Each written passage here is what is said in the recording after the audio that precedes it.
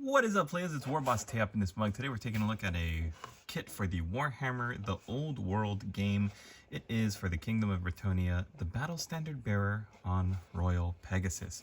Finally was able to get a hold of this. There was some pretty bad storm action in my area of the world, so my old world, in my area of the old world, so my shipment, which included the army box for Bretonnia as well as this guy, was delayed a week, and I'm glad I finally got it.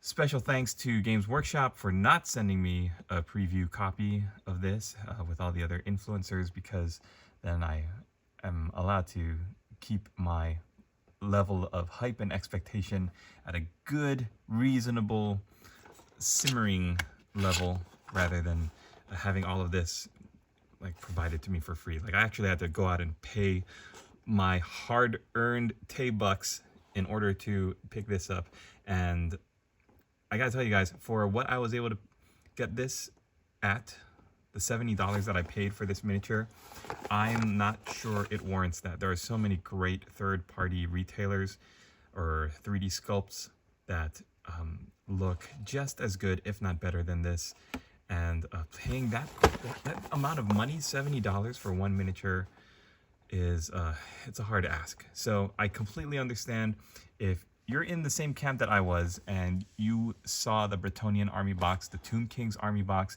you saw how many miniatures were in there and the price point for them at full retail price, to get up to like 90 figures in the Tomb King's case, or all the knights and all the peasants in the case of Bretonnia. It's very encouraging. Even though they're old sculpts, I have been criticized for my comments on them creating new sculpts that blend in with the older sculpts.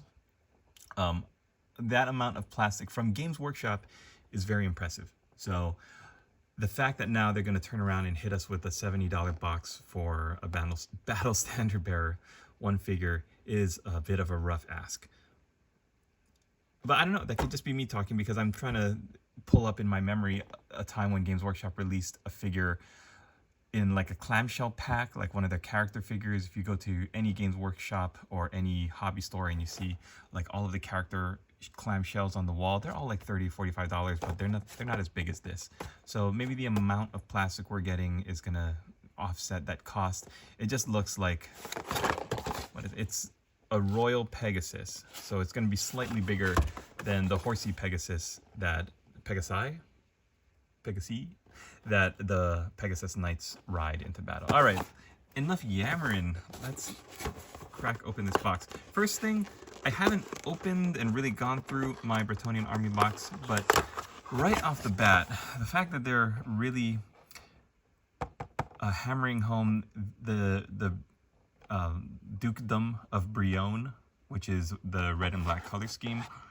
The ruler of Bretonnia at the time was known as the Red Duke, or the Red Hand, Red Axe or something. So his color schemes are quartered, black and red. Very simple color scheme to replicate. You don't have to worry about crazy colors and crazy colorful knights, which is good for some people, especially newer painters, newer hobbyists, or people who want to get into a new army without having to worry too much about color schemes, mixing and matching, and color theory and all that.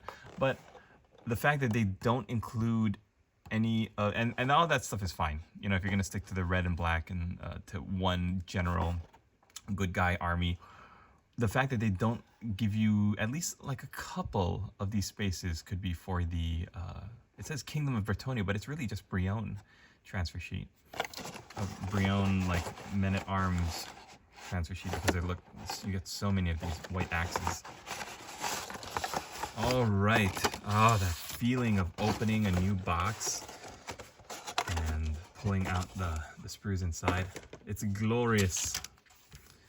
And look, 1.5 sprues, very simple. We're gonna see there's like one other option that you can build this as, but the fact that it comes in just one big sprue is very interesting. I'm not sure what is this. I haven't been keeping up with all of the base resizing shenanigans. Battle Standard Bearer on Royal Pegasus. So let's take a look. Does it say how big the base is? Usually it includes in the instructions or somewhere the millimeter size. No, it doesn't show it on the instructions. Let's show it here.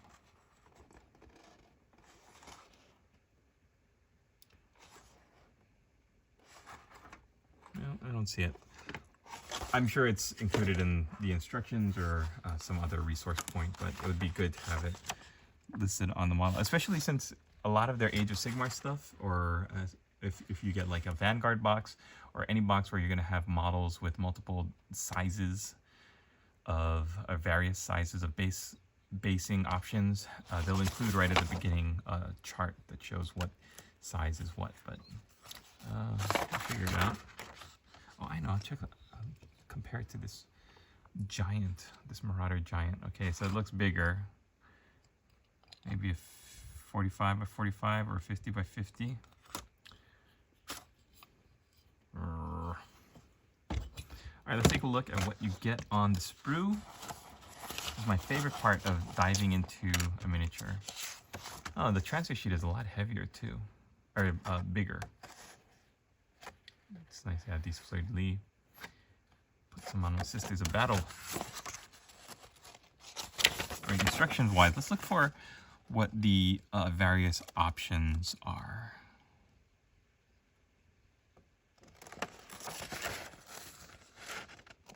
Usually it'll say a variable or an alternative build, but I don't see any yet here for all this. This looks like pretty much what it's supposed to be. Oh, here, there's a change, or different heads.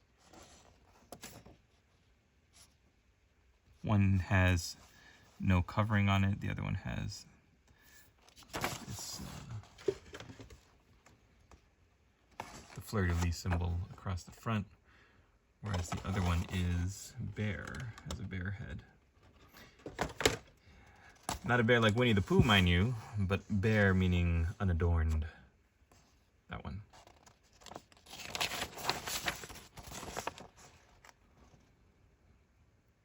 Okay, interesting.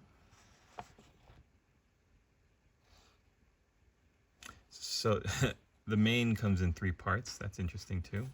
I guess that allows the sculptors to really have fun and go to town on the sculpture of the textured hair. Okay, and the knight goes on top.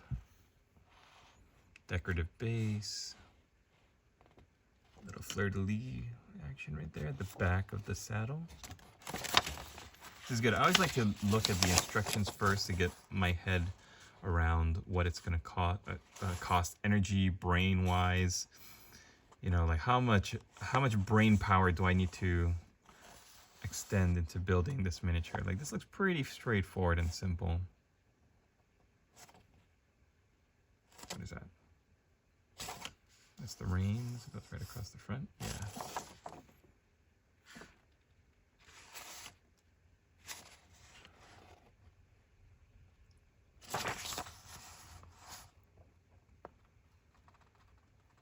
Okay.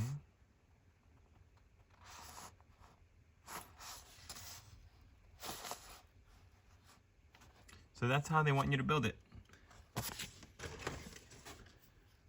Battle Standard Bearer on Royal Pegasus.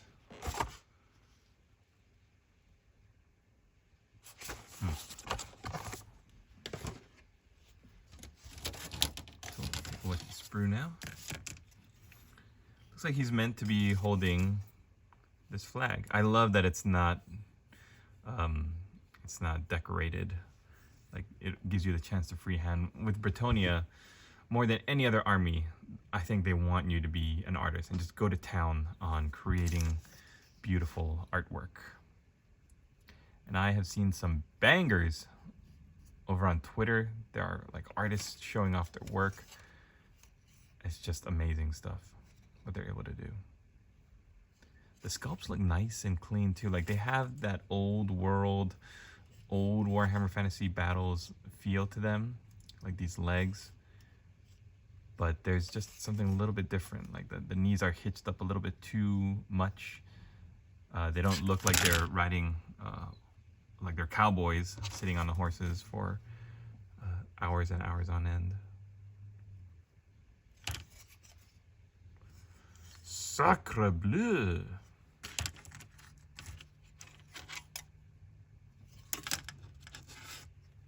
And here is more detail.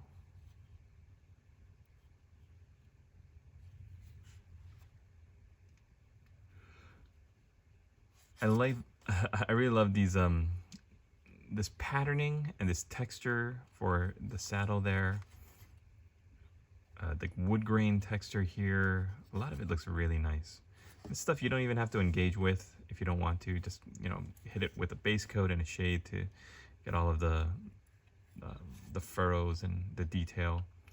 But I definitely think it's fun for a painter to get to work on a model and get to be creative with the thought process of, okay, here we've got hair for the tail, we've got feathers for the wings, we've got this texture for the padded leather seats, smooth cloth. There's like so much to do in this model. I really enjoy it. All right, so closing thoughts. This is a cute kit, and if it were maybe $5–10 more than what they're asking for most clamshell packs, which is like $40 right off the shelf, then that would be pretty good. But the fact that it comes in a box is pretty beefy.